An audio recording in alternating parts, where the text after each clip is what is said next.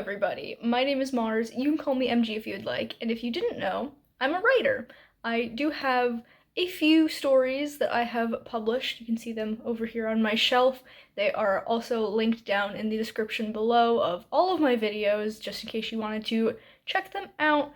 But the stories that I have published are a very small fraction of the ones that I have written and worked on over the course of my life, because writing has kind of been a passion of mine since I was a small child, and seeing as I am now 27 years old, that is a lot of years to work on stories, so I thought it would be a really fun thing for me to revisit some of these stories and share them with you. A lot of these I have not talked about on my channel, which I've had for the past 5 years, so I've talked about a lot of stories on this channel, but not all of the ones that I have, and I thought it would be fun just to do a little bit of chatting about them. So I pulled out this massive binder that I have had probably like 20 years at this point. I originally used this for school, and then it became my story binder, and I have not used it in a long time. I switched to using notebooks instead of a binder for my writing project back in probably sometime in college, so like pre-pandemic. But I still have all of this, and the first big chunk of it, like all of these loose papers that aren't part of the like actual binding, are from college when I was studying poetry, and they're all like critiques on my poems and things. But the second half of this binder, that's actually bound by the three rings, are a lot of my old story ideas. So I had a flip through. I'm gonna put this down because it's really heavy. I had a flip through of that, and I picked out 10 stories that I want to tell you about. Some of them I've talked about on this channel before, some of them I haven't, and they range all the way from stuff that I was working on in 2010 all the way to 2020, so a decade of my life. And I think we're gonna start with the most recent one, so the one that I started working on in 2020, and we're gonna move our way backwards and just do a little bit of chatting about these projects. So the first story that we're going to talk about is called New Constellations, and it is named after the song by Rin Weaver. As we know, I am a big fan of titling my stories after songs and phrases and other things, just as like a little reference. I just think that's really neat. And this story is one that I started the summer of 2020, just after I graduated college, and it is a science fiction standalone novel. And it is the second book that I ever completed a full draft of. The first one that I ever completed a full draft of was originally called Monster in the House, but it eventually became my published novel, Exquisite Corpse. I don't know why I'm getting tongue-tied here, but that is not what we're talking about. We are talking about New Constellations, and it is based on a writing prompt that I found, I think on Tumblr probably, where it was essentially write about a group of space explorers that did not know the home world that they came from. They were like born on this spaceship traveling through space, but they also won't live long enough to see this world that the ship is going to, so there's kind of intermediate generation, and I thought that was really fascinating, and I kind of came up with an idea based off of that. It, of course, explores themes of grief and sibling dynamics, which are two things that I absolutely love writing about. And it was kind of just a very pivotal? I really can't speak today. Pivotal thing for me, in that it showed me that completing my first ever full draft of something wasn't a fluke, and it was something that I could do again. And I do have an interest in returning to this, but sci-fi isn't really my vibe right now. Maybe I will get further into sci-fi again in the future. I feel like there was a period of time, especially during college, where I was super duper into sci-fi, and then that kind of just passed. But regardless of if I return to this or not, it is still something that will be very special to me forever. Next we have The Great Witch, and I started working on this my freshman year of college, so late 2016, early 2017, and I have actually worked on it during the time of me having this YouTube channel. So I've talked about it quite a bit. If you've heard me talk about my Ghibli-esque middle grade series, that's what this is. It is high fantasy. Originally, I didn't have an idea of how many books it would be, but in my later time of dabbling with this project, I established that it would be 4 books, each one being a different season, and the first one is winter. This is a story about a girl named Agatha. She lives in a world where magic has been outlawed, but kind of recently, like within the past couple of generations. And her grandmother was once known as the Great Witch, and Agatha, starts to have some magical mishaps. This magic is manifesting, and she can't really go anywhere to do anything about it because it's illegal to use magic now.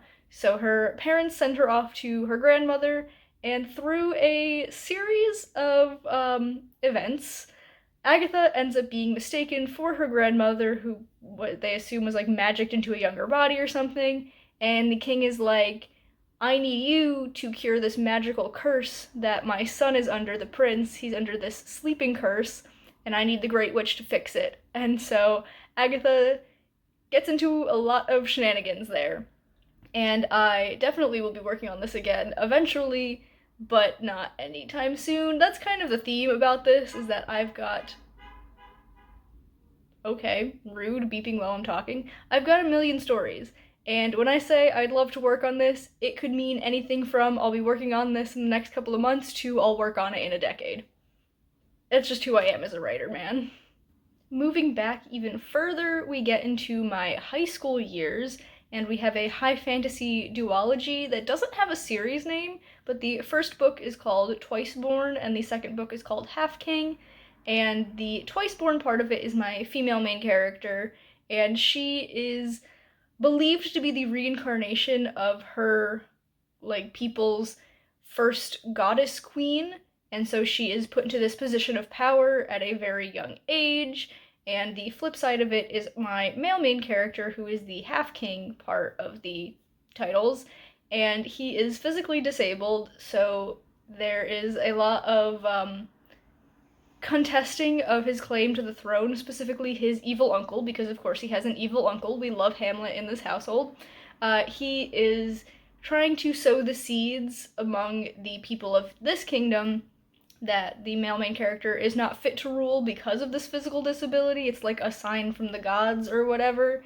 And the female main character and the male main character enter into a political marriage, and of course they fall in love because that's really fun to me.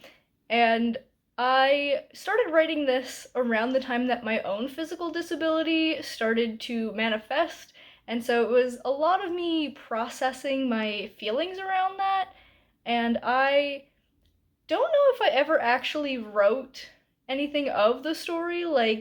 The Great Witch and New Constellations have full drafts out there. This, though, I think I really just did a lot of exploring the characters and their relationship with each other.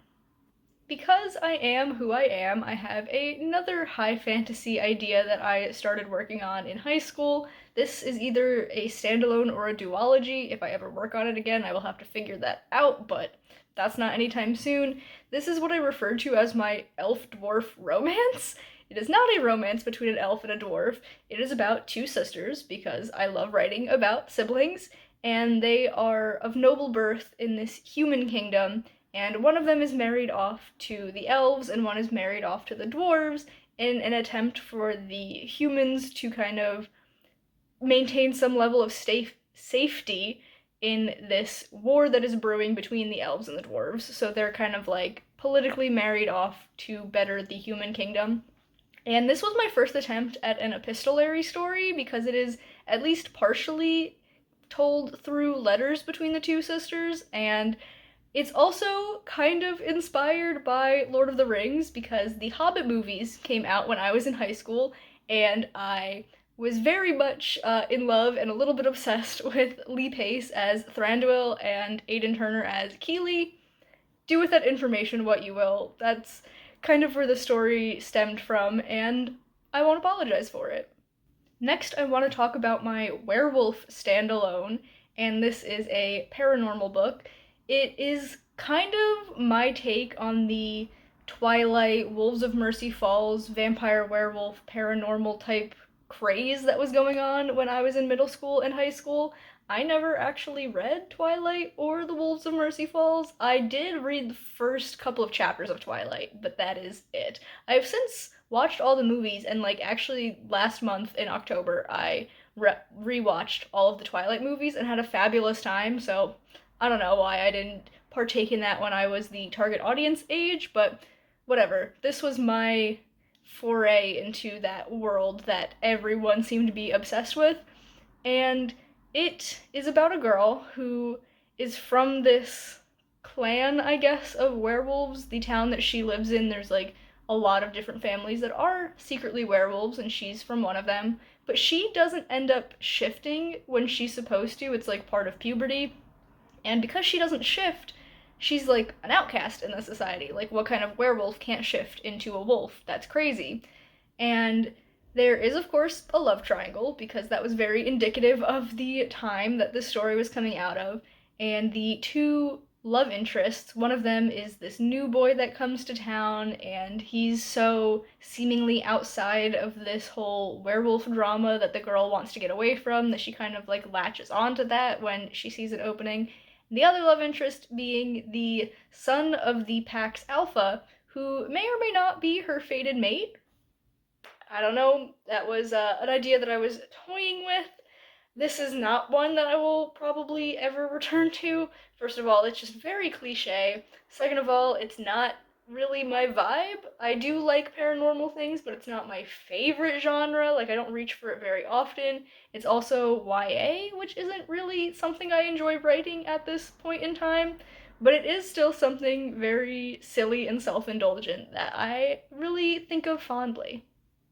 Next up, we have Of Hellfire and Holy Water, and this is one that I started, I want to say, very early in high school when I was a freshman or a sophomore, and I don't actually know what to consider this. Like, are angels and devils paranormal? Are they urban fantasy? Like, where do they fit in that dichotomy? Like, I truly don't know, but this is about angels and devils, and it is a trilogy, and I actually mentioned this in a tag video that I did quite recently, but I don't think I've ever mentioned it on this channel besides then.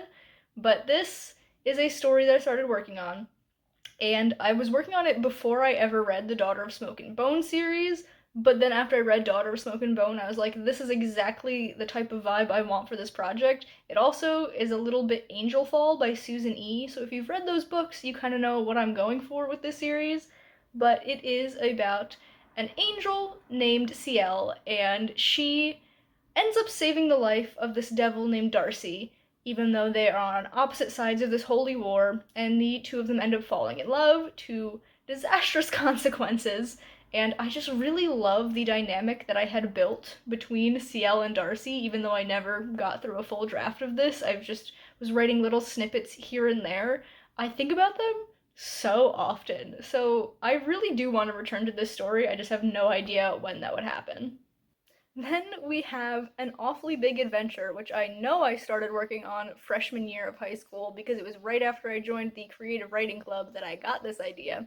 This is a portal fantasy trilogy, and it follows Alice from Alice in Wonderland, Dorothy from The Wizard of Oz, and Wendy from Peter Pan.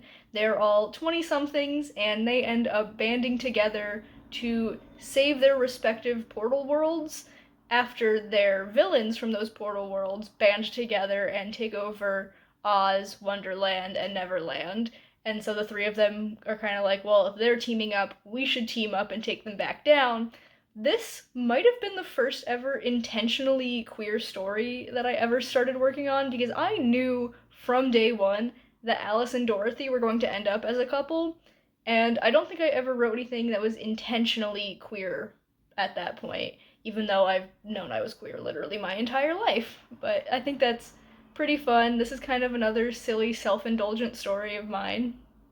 Sticking with things that I have very distinct memories of working on in my creative writing club in high school, we have The Suicide King, which is the start of a dark yet whimsical high fantasy series. It's a loud car going by, of course. This kind of has Alice in Wonderland vibes, but not exactly. It is inspired by a deck of cards, the Suicide King being a nickname for the King of Hearts because in traditional art he looks like he's got a sword sticking through his head, so he's known as the Suicide King.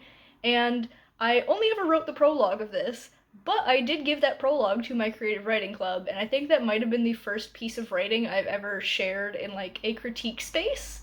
And people thought it was fun. I mean, it was just me and a bunch of other high schoolers who didn't really know what we were doing, but I don't know, this was meant to be a very like romantic and full of political intrigue type of story, and while that is still my vibe, this one is one that will probably forever remain in the past.